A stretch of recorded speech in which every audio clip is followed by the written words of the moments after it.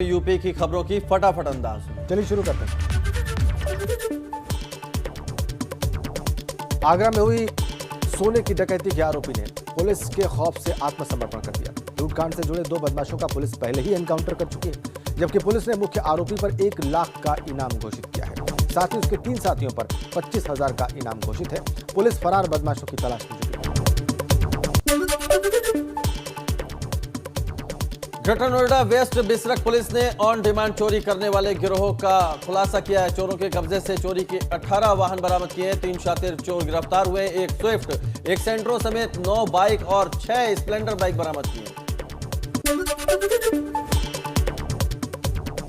गाजियाबाद के वसुंधरा इलाके में प्राइवेट कंस्ट्रक्शन कंपनी के ऑफिस में भयंकर आग लग गई। दमकल की 2 गाड़ियों ने मौके पर पहुंचकर आग बुझाई। कोरोना को लेकर योगी सरकार के मंत्री महेश गुप्ता ने भीष्म प्रतिज्ञा की है। मंत्री ने प्रतिज्ञा ली कि जब तक कोरोना देश से खत्म नहीं होगा, अन्न ग्रहण नहीं करूंगा।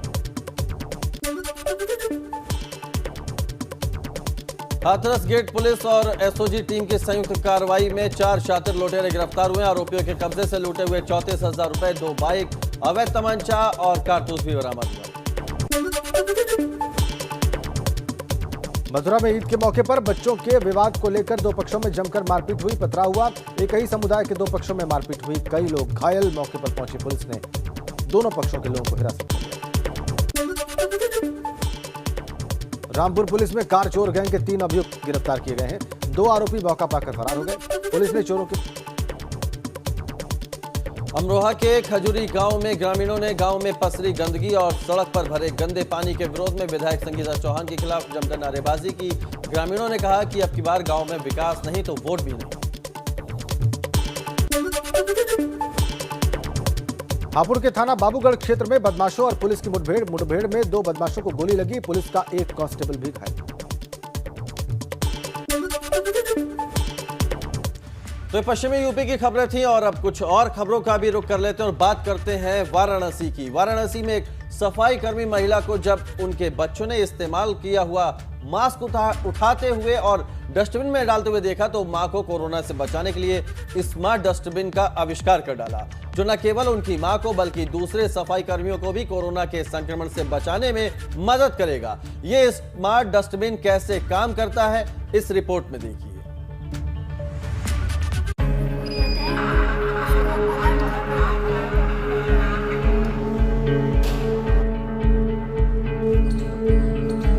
यह है कोविड-19 किलिंग मास्क डस्टबिन। इस डस्टबिन की खास बात यह है कि इसमें इस्तेमाल किया हुआ मास्क डालते ही जलकर खाक हो जाएगा। और हैरानी की बात यह है कि इसे बनाया है वाराणसी के कक्षा 6 में पढ़ने वाले आयुष और रेशमा ने। इन बच्चों के मुताबिक इस डस्टबिन को बनाने में करीब 3500 रुपए की लागत आई है और इसे तैयार करने में 6 दिन का समय लगा है।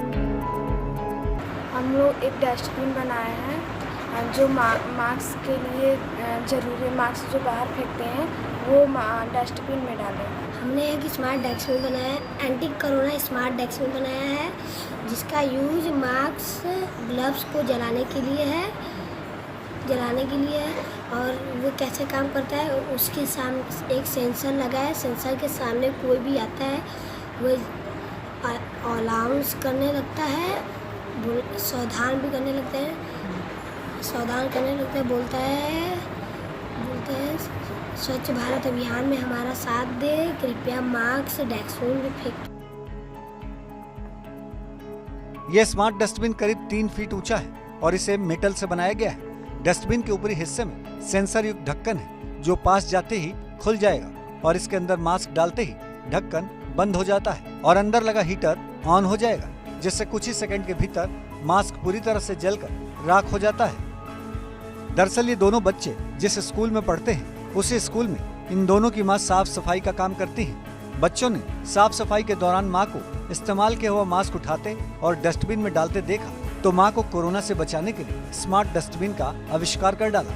उनके इस आविष्कार के बाद अब उनकी मां ही नहीं बल्कि स्कूल के दूसरे सफाई कर्मचारी भी कोरोना संक्रमण के खतरे से बच पाएंगे।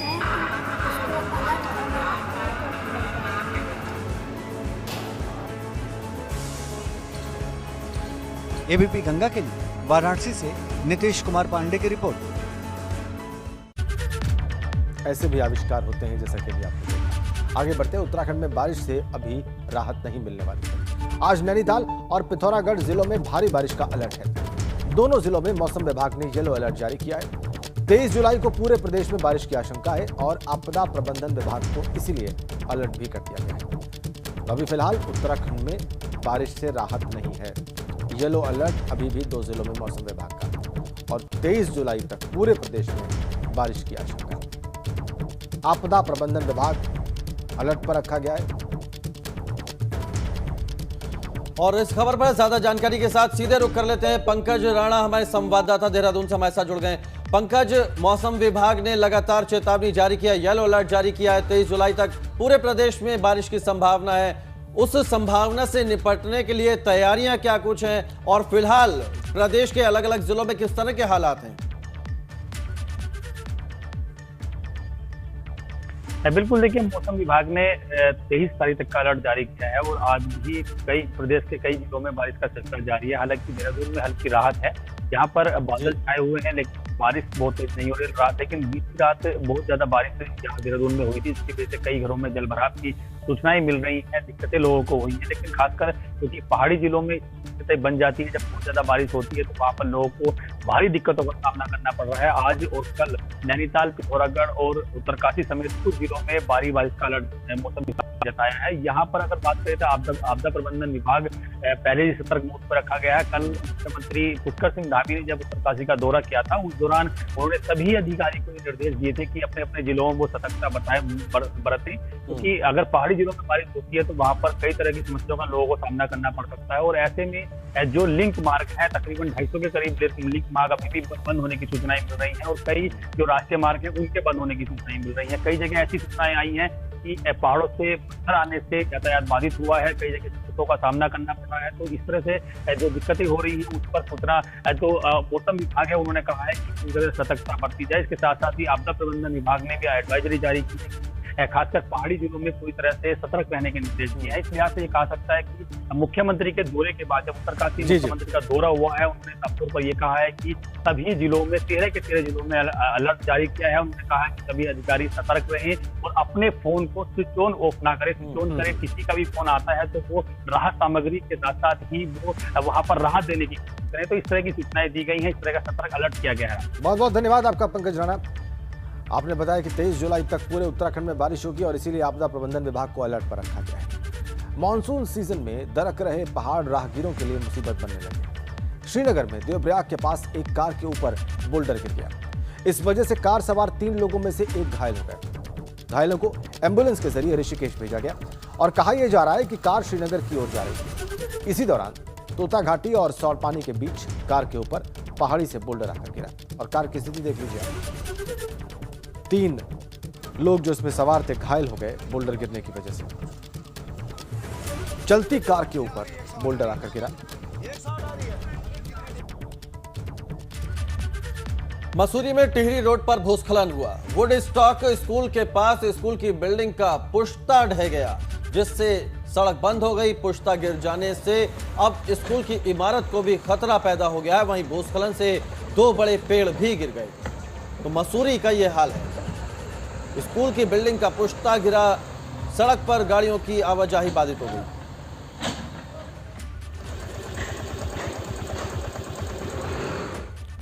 और इधर नैनीताल में बारिश की वजह से जनजीवन प्रभावित हुआ है। मल्ली बाजार में एक विशालकाय पेड़ एक मकान के ऊपर टूटकर गिर गया। गनीमत यह रही कि घर में मौजूद लोग जो है समय रहते बाहर निकल गए और पेड़ गिरने से घर में लाखों का नुकसान बताया जा रहा है।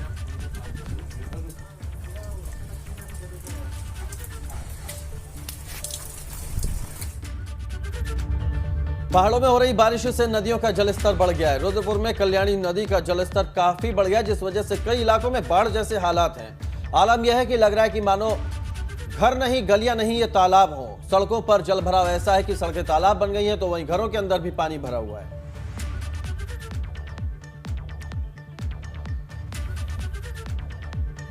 और अब आगे बढ़ते पहाड़ी इलाकों में हो रही लगातार बरसात से नदी और नालों की वजह से अब जहां उधम सिंह नगर के कई इलाकों में जल भराव और बाढ़ की समस्या सामने आ रही है, वहीं सितारगंज के शक्ति फार्म इलाके में पहाड़ी नदी नालों के उफान में आने के चलते शक्ति फार्म के 7 और 8 नंबर पर कई घरों में बाढ़ की स्थिति पैदा हो गई। इसके चलते आम जनता को खासी परेशानी उठानी पड़ रही है। स्थानीय लोगों की सूचना पर प्रशासन ने बाढ़ में फंसे लोगों को नाव की मदद से सुरक्षित निकाल लिया है।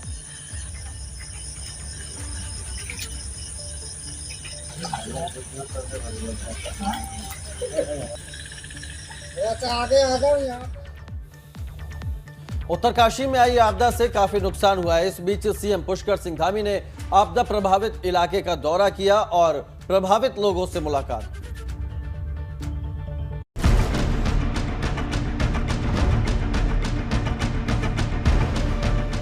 मॉनसून सीजन उत्तरकाशी के लोगों के लिए मुसीबत लेकर आया है। लोगों पर एक बार फिर से कुदरती आपदा का कहर टूटा। आसमान से बरसी आफत की बात का नजारा देखिए। घरों के बाहर कैसे मलबा बिखरा हुआ है, घर के आंगन में कीचड़ जमा हो गई। आपदा में मारे गए लोगों के परिवार वालों को सरकार की तरफ से 4-4 लाख रुपए मुआवजे का ऐलान किया गया, मगर लोग मांग कर रहे हैं कि मुआवजे की रकम बढ़नी चाहिए। पहाड़ी जो क्षेत्र हैं इनके लिए जो है अलग से मानक बनाया जाए, ताकि जो है जिनका जो है भवन है उनको जो है एक आर्थिक रूप में सहायता मिल जाए। साथ ही जो एक मकान में जो है हमारे जनपद में जो है 5 भाई 6 भाई रहते हैं, और जिस मकान की कीमत जो है 50 लाख 1 करोड़ की होती है, उसमें जो है एक ही परिवार को माना जाता है। लेकिन हमने माननीय मुख्यमंत्री जी से निवेदन किया कि इसमें भी जो है परिवार को जो है उसको अलग परिवार माना जाए। उधर सीएम पुष्कर सिंह धामी आपदा प्रभावित इलाके का दौरा करने पहुंचे। इस दौरान मुख्यमंत्री ने आपदा प्रभावित इलाके का निरीक्षण किया। साथ ही सीएम ने आपदा प्रभावित लोगों से मुलाकात भी की। सीएम ने आपदा प्रभावित लोगों को भरोसा दिया कि प्रदेश सरकार उनके साथ है। गधेरा है, गधेरे के चारों तरफ जो है काफ़ी नुकसान हो गया है और काफ़ी भूमि का रिसाव धंस गई है। तो हमने कहा है कि तत्काल जो है उसकी सुरक्षात्मक जो है वो दोनों तरफ से जो है गधेरे का किया जाएगा, सुरक्षा के काम किए जाएंगे। साथ ही साथ जिन परिवारों में जो दुर्घटनाएँ हुई हैं, दुर्घटना हुई है, मृत्यु हुई है, वहाँ हम गए, उन परिवारों को हर संभव जो भी सहायता सरकार की तरफ से होगी वो करेंगे। सबसे ज्यादा तबाही मांडू गांव में हुई है। बादल फटने की घटना में 3 लोगों की मौत हो गई। रेस्क्यू में जुटी एसडीआरएफ की टीम ने आपदा प्रभावित इलाकों में वैकल्पिक मार्ग तैयार कर एक परिवार को सुरक्षित स्थान पर पहुंचाया। साथ ही आपदाग्रस्त इलाकों में बादल फटने से तबाह हुए रास्तों को आवाजाही लायक बनाया गया है। एबीपी गंगा के लिए उत्तरकाशी से दिग्विजय सिंह बिस्ट की रिपोर्ट। चलिए उत्तराखंड की कुछ और खबरों का रुख कर लेते हैं फटाफट अंदाज में। चलिए शुरू करते हैं। उत्तरकाशी के आपदा प्रभावित 49 परिवारों को राहत राशि दी गई। प्रति व्यक्ति 3,800 रुपए धनराशि दी गई है, जबकि 3 मृतकों के परिजनों को 4-4 लाख रुपए की सहायता राशि दी गई। रुद्रप्रयाग में लगातार हो रही बारिश से आम जनजीवन प्रभावित है। केदारनाथ धाम में 4 दिनों से बारिश जारी है। बारिश की वजह से पुनर्निर्माण के काम रुक गए। उत्तराखंड में मौसम विभाग ने प्रदेश में अगले 2 दिन भारी बारिश की चेतावनी जारी की है। मौसम विभाग की तरफ से येलो अलर्ट जारी हुआ है।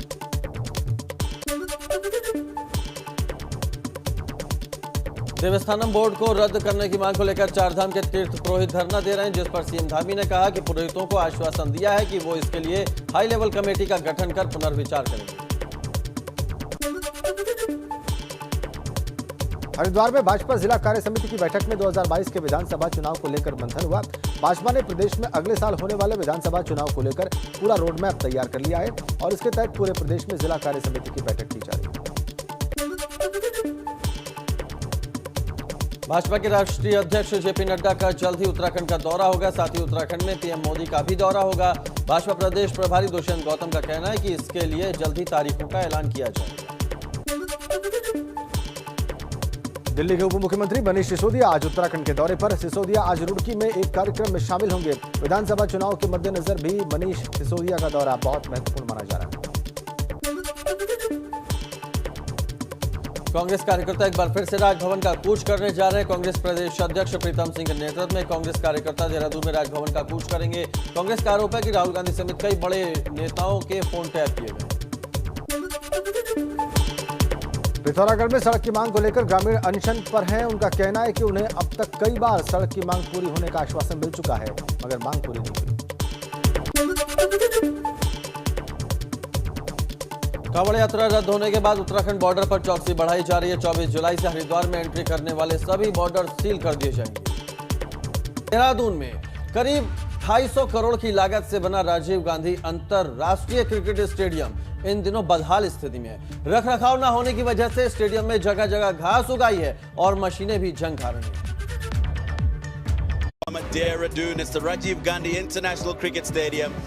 ये तस्वीर 2019 की है, जब देहरादून के क्रिकेट स्टेडियम में अफगानिस्तान और आयरलैंड की टीम T20 मुकाबले में आमने सामने थी।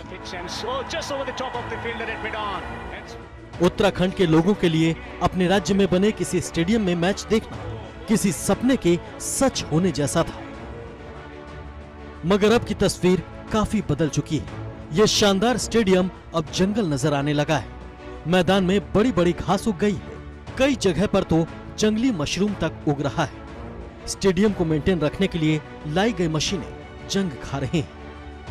उत्तराखंड खेल विभाग अपनी संपत्ति की कैसे देखभाल करता है, इसकी बानगी है रायपुर में बना राजीव गांधी क्रिकेट स्टेडियम, जहां इस वक्त मैं मौजूद हूं। और आप इसकी स्थिति देखकर ये सोचने पर मजबूर हो जाएंगे कि जिस स्टेडियम को करोड़ों रुपए की लागत से बनाकर इस लिहाज से बनाया गया था कि यहाँ की जो प्रतिभाएं हैं वो उभर कर सामने आए और लोगों को ये मौका मिल सके कि उत्तराखंड में एक क्रिकेट स्टेडियम बना है और यहाँ इंटरनेशनल लेवल के क्रिकेट देखे जा सके। लेकिन यहाँ अभी आप परिस्थितियाँ देख रहे हैं किस तरह से क्रिकेट स्टेडियम की बदहाल स्थिति हो गई है। जहाँ तहाँ सामान बिखरा पड़ा है, जो मेंटेनेंस का सामान है वो पूरी तरह से जंग खा चुका है।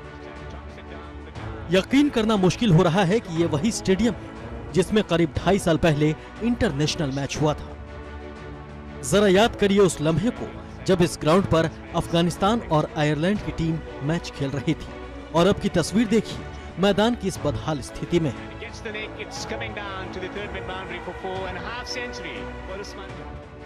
ये स्टेडियम बदहाल स्थिति में है।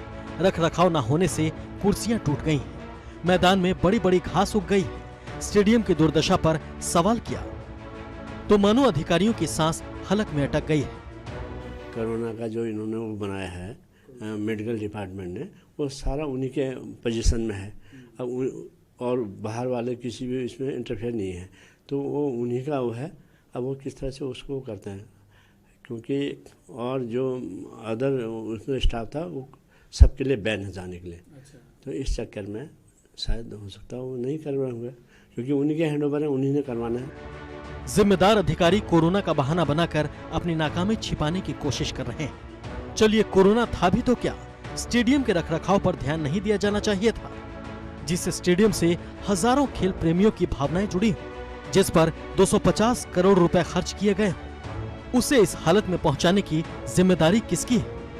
और एक गंभीर बात यह है कि इस स्टेडियम में 3 बड़े इंटरनेशनल मैच भी हो चुके हैं। बांग्लादेश, अफगानिस्तान और आयरलैंड की टीम यहाँ इंटरनेशनल लेवल का मैच खेल चुकी है। रणजी मैच यहाँ हो चुके हैं। लेकिन अभी फिलहाल जो स्थिति आप देख रहे हैं स्टेडियम की, उससे ये कहा जा सकता है कि खेल विभाग को फिलहाल करोड़ों रुपए की लागत से बनने वाले इस स्टेडियम की कुछ चिंता नहीं है और इसीलिए ये बदहाल स्थिति में पड़ा हुआ है।